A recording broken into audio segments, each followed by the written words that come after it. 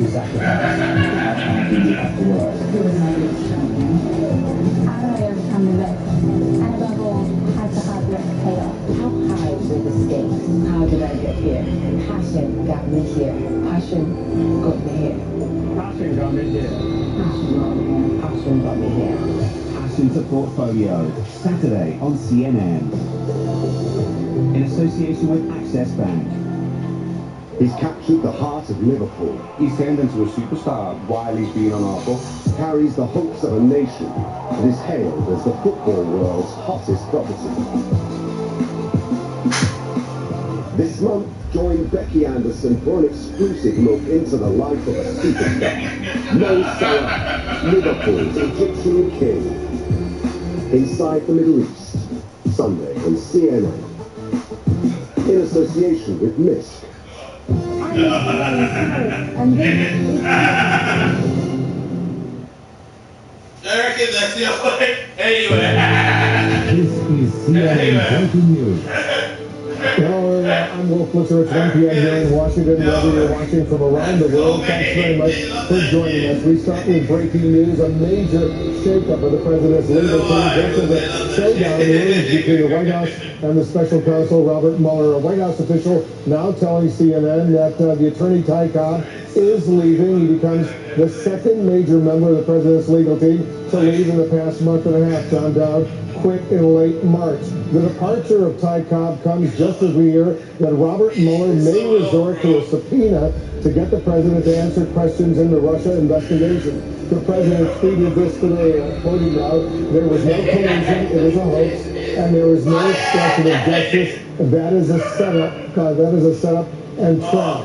He also just took a shot at the Justice Department, saying, and I'm quoting once again, this is the president, "At some point, I will have no choice but to use the powers granted to the presidency and get involved," end quote. Let's go to our chief White House correspondent, Jim Acosta. Jim, talk about the president's legal issues right now. Who is taking over for Ty Cobb? This is another major legal shakeup on the president's team. Oh, that's right, Wolf. Ty Cobb, the president's inside attorney, you could say, over here at the White House, not one of his outside lawyers, but has been essentially at his side on the inside for several months now, is stepping down. Just last month, the president referred to Ty Cobb as his special counsel in a tweet defending his own White House team. But Sarah Sanders confirming in a statement to reporters just in the last several minutes that Ty Cobb is stepping down. We can read that statement to you if we put it up on the screen. It says here, for several weeks, Ty Cobb has been discussing his retirement. And last week, he let Chief of Staff John Kelly know he would retire at the end of the month. Interesting to note, Wolf, some of the, I guess, timestamps in that statement saying that this wasn't notified to the Chief of Staff John Kelly last week. That may be an indication that the White House would like to tamp down any speculation because, of course, it's going to happen. We're going to be asking the question at the upcoming briefing with Sarah Sanders whether Ty Cobb stepping down has anything to do with this tension that has been ratcheting up between the special counsel's office and the White House over the last few days after it was reported in the New York Times. There are some 4 dozen questions that President Trump's outside legal team and his inside legal team are preparing for in the event that the president sits down with special counsel Robert Mueller. Most interestingly, the tweet that was posted by the president this morning that suggested that he may want to take some kind of dramatic action to try to shut down the Mueller investigation or to somehow opt not to sit down for that interview. The president's tweet here, a rigged system. They don't want to turn over documents to Congress. What are they afraid of? Why so much redacting? The president referring to House Republican demands that they see some memos that talk about the, I guess, the contours of what the special counsel is looking into. But at the very end of that tweet, very important, Wolf, it says, at some point, I will have no choice but to use the powers granted to the presidency and get involved. That suggests that the president is thinking very heavily about either shutting down the Mueller investigation or perhaps getting rid of Rod Rosenstein, who obviously oversees the Mueller investigation, or perhaps not deciding not to sit down with the special counsel. It does sound as if you go by that tweet, the president is puffing out his chest, and this is some pre-heavyweight bout posturing that goes on between two fighters here. or the president is thinking about doing something dramatic and doing something to that Mueller investigation that obviously the Justice Department is not going to like. What that has to do with Ty Cobb and his departure remains to be seen. We have not heard a statement from Ty Cobb up until this point explaining why he was stepping aside. But the White House, it looks like, trying to make it very clear in that statement that this has been under discussion for some time, and then he notified the chief of staff last week. Yeah, it's a major shakeup in that leader staff. Our Jim Acosta, once you get more, we're going to get back to you. I want to bring our CNN analysts right now, CNN political analyst Dave Gregory, April Ryan, chief analyst Gloria Borger. So, Gloria, what do you think? This is another big shakeup. It is. It is not unexpected. Ty Cobb was appointed to get all the documents together, to make sure all the interviews occurred for the special counsel. That was all done. The document production was done. He has told people that he wanted to stay on if there were going to be an interview with the president, with the special counsel, because he wanted to be part of that interview prep, obviously. He has been the odd man out on all of this. He's been saying, oh, you know, the president, let's not rule out that the president should sit down with the special counsel.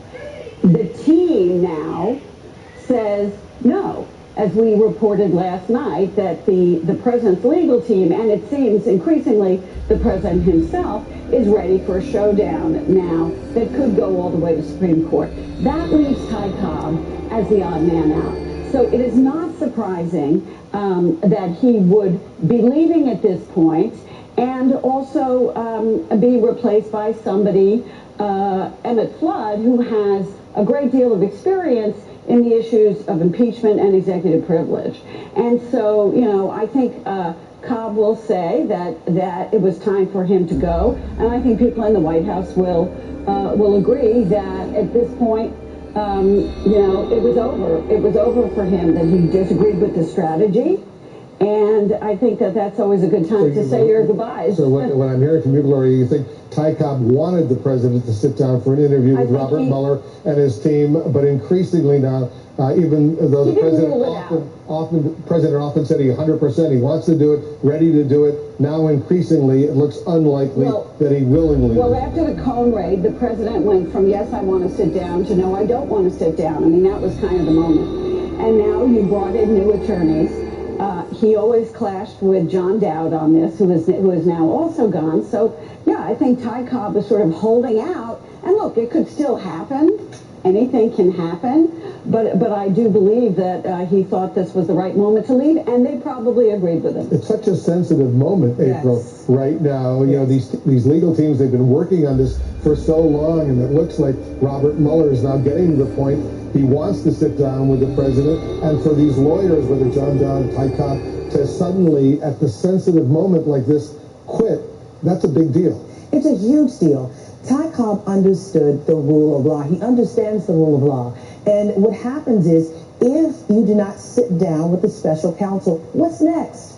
What is next? Subpoenas that could lead to an indictment, or it could lead to what else? What we saw with Bill Clinton. We could see an impeachment proceeding. We could see something happen that would cause the Republicans to say they have no choice to push an impeachment proceeding. So the bottom line is, this is a very sensitive moment. You had Rudy Giuliani, who was trying to work out this deal with Mueller, and you had Ty Cobb, and the rest were saying no, they were going along with the president with his emotions and his feelings. And you have emotions and feelings versus the rule of law. And it seems the emotions and feelings might lead us down that road, a constitutional crisis, if he tries to push Mueller out and shut down the investigation, or it could ultimately lead into impeachment.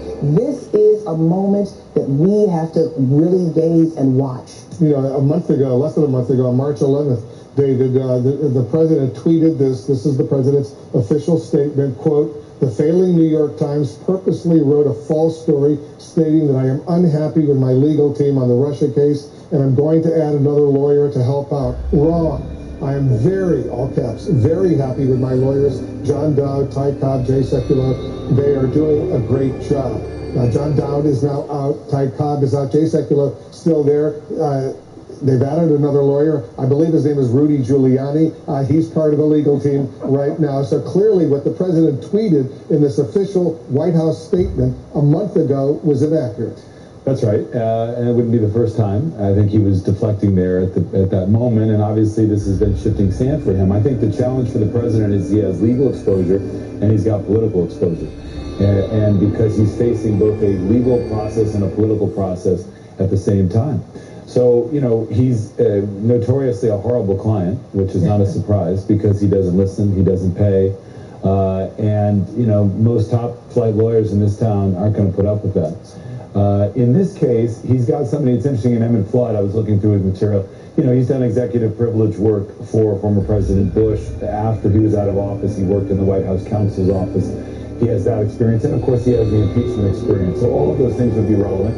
And I think, I think President Trump right now is really fixated on this question of to cooperate with Mueller or to not cooperate. You know, it's a little bit like the O.J. Simpson case, and I say that because of Alan Dershowitz always being out there. And that was O.J. Simpson. So I think he's in a mode where he's getting a lot of outside advice on how to position himself vis-a-vis Mueller and then the political game that's likely to come afterwards. And on top of all of this, Gloria, the president today also took a swipe at the Justice Department, his Justice Department, his Attorney General, who's a Republican, Jeff Sessions, the Deputy Attorney General, Rosenstein, who's a Republican, the FBI Director, the new one, Christopher Wray, who's a Republican, Robert Mueller, the Special Counsel, a Republican. This is what the president tweeted. A rigged system. They don't want to turn over documents to Congress. What are they afraid of?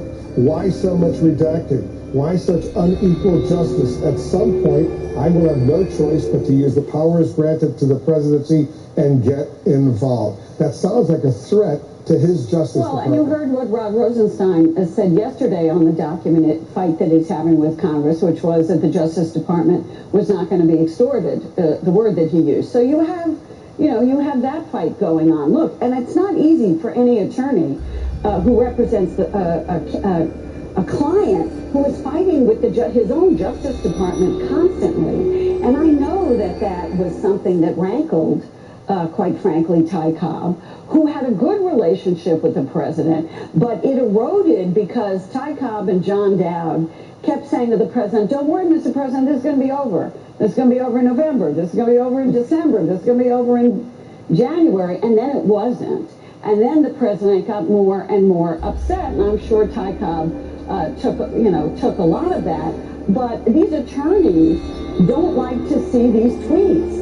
And they tried to bar the door for a very long time, and then finally they couldn't do it anymore, and they couldn't control the president from tweeting against his own Justice Department. Remember how inappropriate this is for the president totally. to be intervening in the Justice Department and the FBI. Yep. There's an appropriate amount of independence that these agencies have from the president and have had. You go back to President Clinton, who was impeached, who named Louis Freeh as FBI director, with whom he did not get along and had issues, substantive policy issues, disagreements. And he didn't get along with Janet Reno. And Janet Reno, with whom he didn't get along. So if that part's not unprecedented, but for the president to be threatening that he's going to take some action is really, really dangerous. And Republicans ought to stand up to it. The constitutional crisis is on the table. This threat could be his reality. This president seems not to be able to help himself. He has knee-jerk reactions to feelings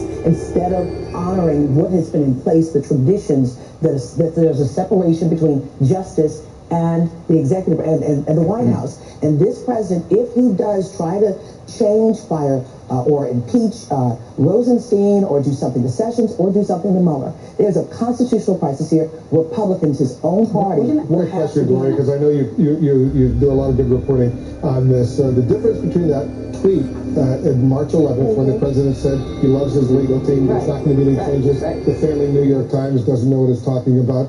Obviously, the failing New York Times knew what it was talking about. But the big difference between then and now, one of the big differences, Rudy Giuliani has been brought into all of this. How does he play with these other lawyers? Well, so it is interesting. We know that Rudy Giuliani has been in a meeting with Mueller to kind of feel out what's going on. We know he is a part of the legal team, and that has been controversial. Not every lawyer wanted him in. The Raskins, the husband and wife legal team, everybody agrees, were terrific. I was told by one source that The president wanted Rudy there because he wanted star power on his team as he was casting his team. The Raskins are good lawyers, but they're not famous. Yeah, but they're not household names. My question with Emmett Flood is, and I'm trying to report this out, is what role will he have? You know, Ty Cobb's role was inside the White House, special counsel to the president. He was not in on the negotiations with Robert Mueller. That was not his job.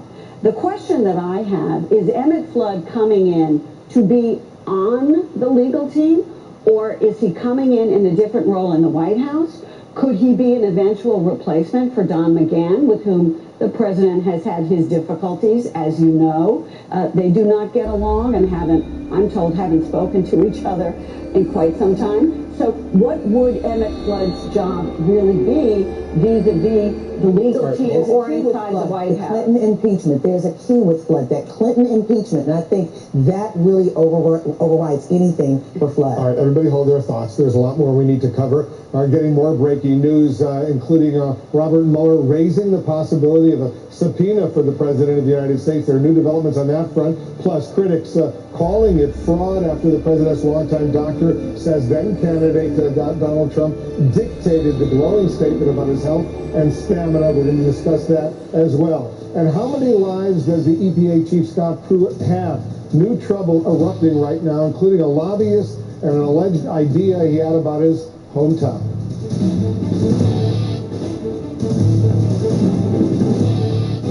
Starting Sunday on CNN, get a jump on the U.S. political scene with Inside Politics. The Republican president threatened to oppose members of his own party. Then, State of the Union with Jake Tapper.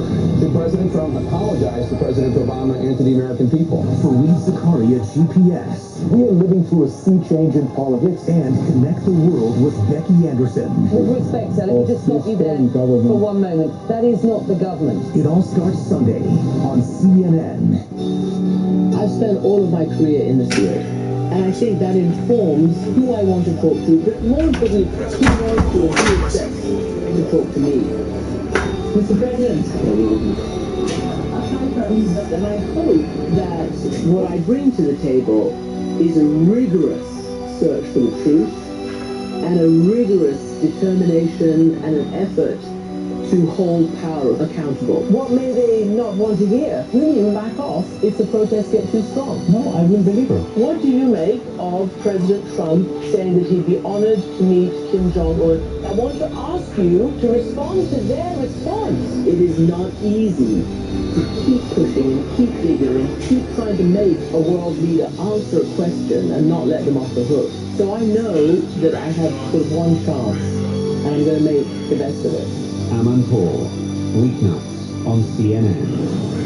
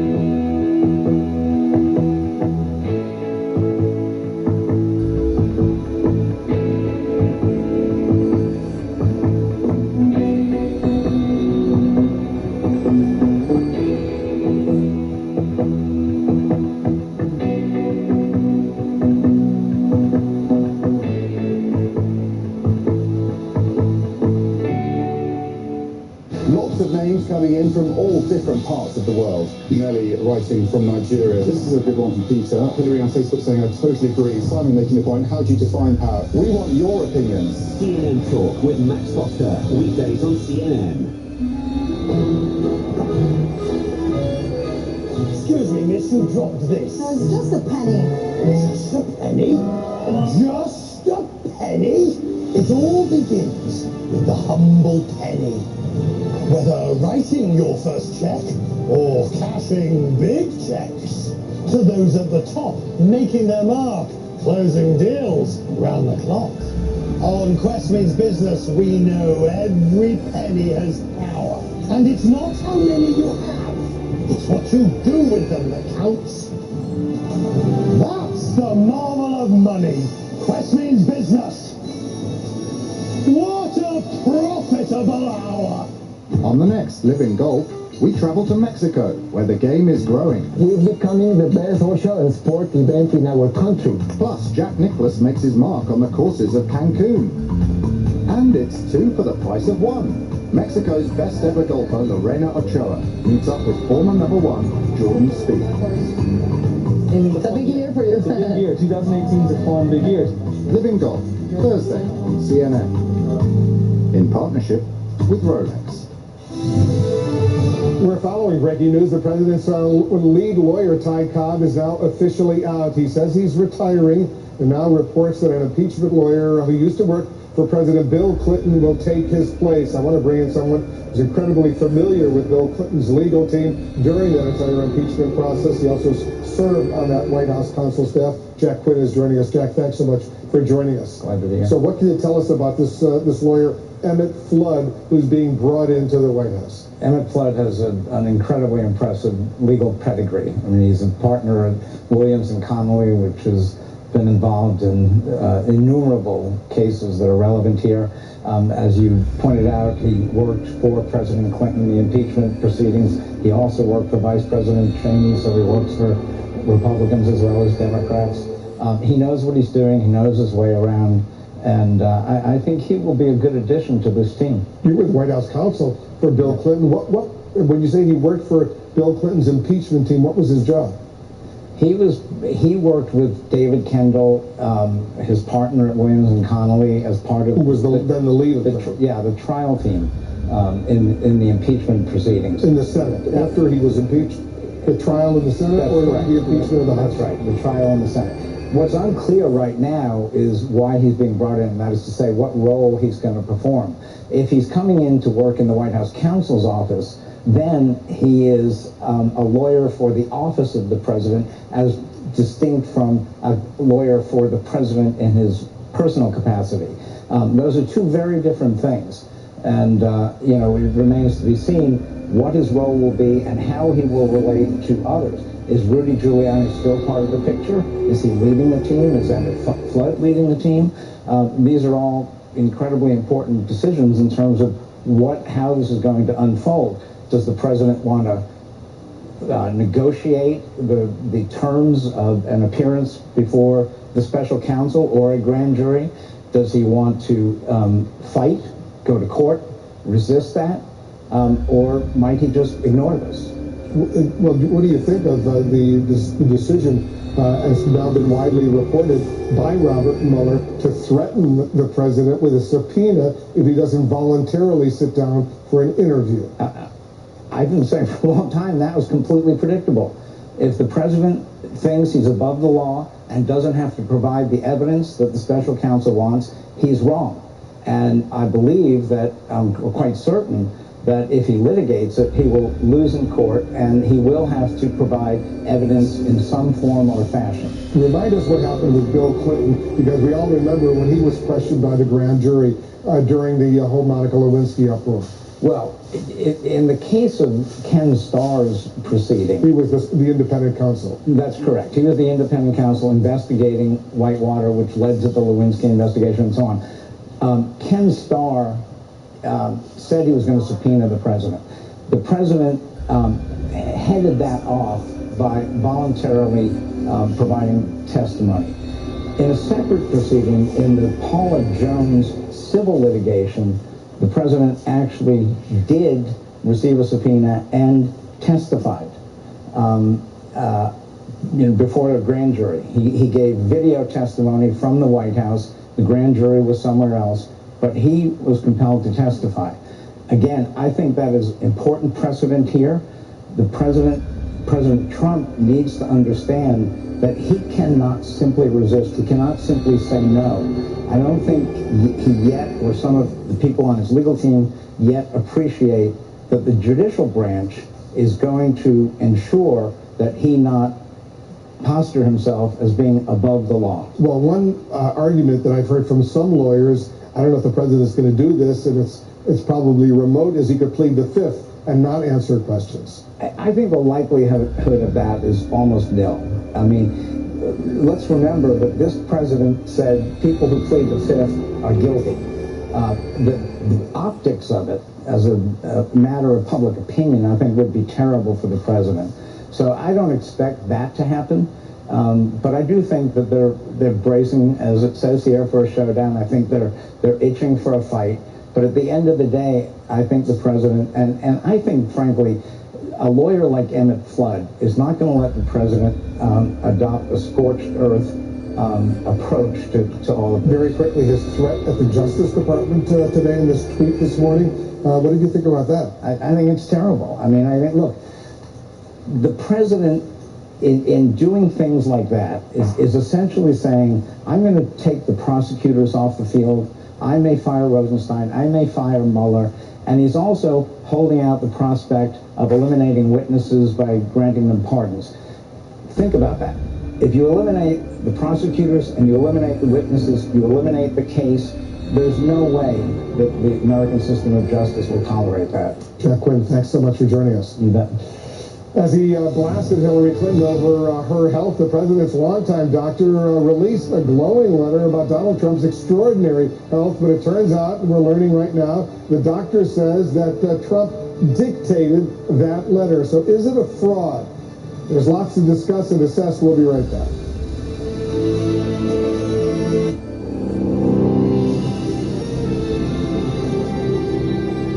CNN meteorologist Chad Myers, and this Weather Watch is an association with Egypt Tourism, where it all begins. Warmer weather coming into Europe, although maybe not for tomorrow in some spots. It'll still be a rainy day over all of Italy tomorrow, and it was today over eastern France and most of Germany as well. That rain does go away, though, by the beginning of the weekend. We'll see 17 in Paris, mostly sunny skies there, and London, you'll be partly cloudy tomorrow, and 16. There's the low over the Mediterranean, and it's just sitting there, and it's spinning, not moving very much. And so where it's raining, it will continue to rain for the next couple of days, but it does get better from here. It finally dries out here a little bit in Rome. Still some scattered showers. These thunderstorms you see here will not certainly be every minute of the day, but in the heat of the day, when Rome, we get all the way to 24 by the beginning of next week. Now, the cool air that's still into Western Europe will eventually go away. It'll actually just be replaced by sunshine, and the warmer air will warm up the ground, and that will eventually warm up the air, and we'll feel nice and warmer. 26 degrees in Madrid. That'll be the high. You should be somewhere around 18 or 19 by then. Look at Bucharest, 31. Your normal high should be right there, 18 degrees, so that's 13 above normal, almost record-breaking heat there. We'll go 37 in Abu Dhabi, and still hot in Cairo. We'll get mostly sunny and around 38.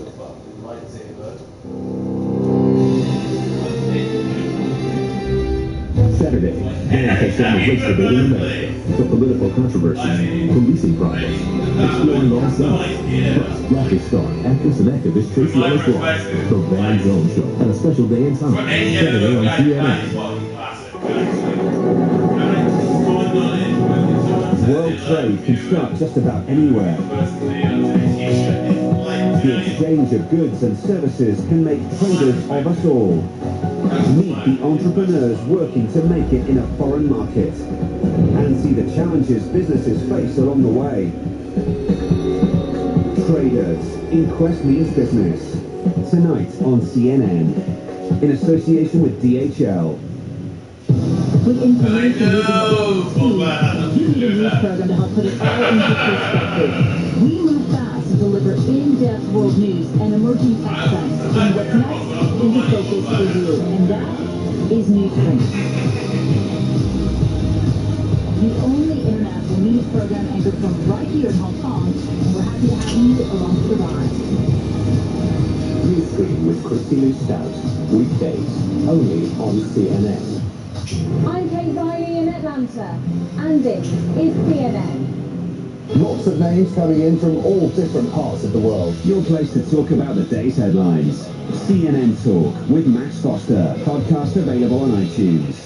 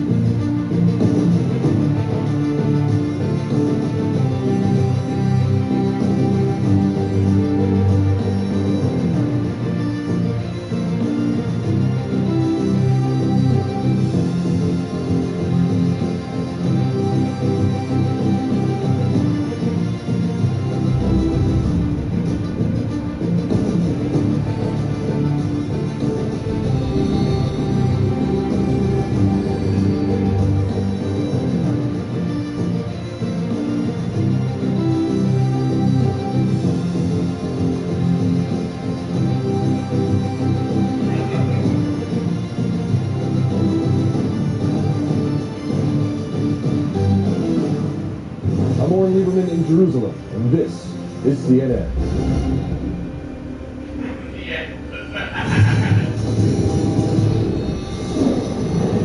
We have a major revelation about that odd letter President Trump's doctor released during the presidential campaign. It's the one that claimed that Donald Trump would be the healthiest president in history if elected. It also gushed about his extraordinary stamina. Now, President Trump's doctor tells CNN that while he signed that glowing letter, he didn't actually write it. Instead, he said it was dictated to him by then candidate Donald Trump himself. But let's discuss with CNN politics reporter, editor-at-large Chris Cillizza is over at the Magic Wall for us. Chris, explain why this revelation is so deeply concerning. All right, well, thank you. So, on its face, that letter that came out in December of 2015 was a little bit ridiculous. It said that Donald Trump would be the healthiest person ever to be elected president.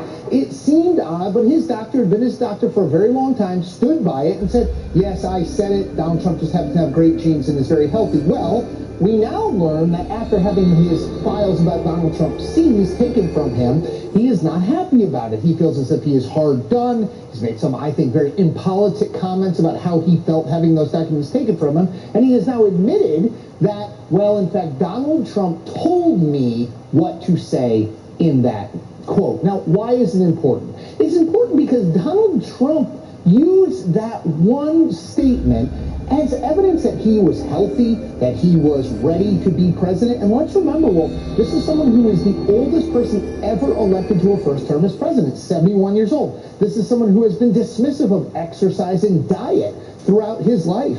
But that statement was used in many ways as evidence that, well, even though he has not lived exercise, diet, that kind of life that a doctor might recommend, he's fine. Well, it turns out that's not the case. And I'll remind you of one other thing. Remember that Donald Trump was attacking Hillary Clinton relentlessly for her endurance, his words, and stamina. He repeatedly talked about that during the campaign, especially after that moment, the September 11th memorial in New York City, when she wobbled a bit getting back into her car, the after effects for her campaign said of pneumonia. Donald Trump used that, said something was going on there. She didn't have the endurance. She didn't have the stamina to be president of the United States. Well, it turns out the doctor who was telling us that Donald Trump had the endurance and the stamina was named Donald John Trump. It speaks, I think, well, to a broader thing that we've known about Donald Trump, which is he is willing to say and do anything to win. The way he gets there justifies whatever is the end result. That is concerning. I'm not sure that it is anything particularly new, but that he is willing to do something like this, dictate a statement to his personal physician, say it was from his personal physician, that says he is the healthiest person who would ever be elected president of the United States. It has to raise some eyebrows, and it shouldn't just elicit a chuckle. There's more serious stuff at work here that we should pay attention to. Back to Wolf. Good point indeed. All right, Chris Cillizza, thank you very much. This medical drama involving the president may sound comical, but it also raises, as Chris just pointed out, some very serious questions. And it comes even as some Republicans are now starting to call the president out over his history of false statements. Listen to this. This is the former Republican U.S. Senator from Pennsylvania, Rick Santorum. The president says things that don't comport with the fact. What does that mean? Call a lie, call a lie. What does that mean? I don't like calling people liars, but the reality is this president has a problem. And I've said that over and over again. I wish he wouldn't do those things. I wish he wouldn't go out and say things that don't comport with the facts. Santorum is now a CNN political contributor as well. Let's bring back David Gregory and April Ryan for their insight. Some Republicans, especially Republicans, David, who are not seeking re-election, they are speaking out, but a whole bunch of others aren't speaking out, referencing the president's misstatements. You know, the president's got to be held accountable for lying. I mean, he just does. All presidents lie, but he seems to do it far more routinely and demonstrably so. And I think, even supporters of the president who may not like criticism of him, may not like the news media's coverage, if they're going to hold us accountable, then they ought to be holding him accountable as well for lies that speak to real insecurity, that raise such credibility questions and that are easily exploitable. When we talk about the influence of the Russians, these are tactics that the Russians have used, that Putin has used to discredit factual reporting within Russia.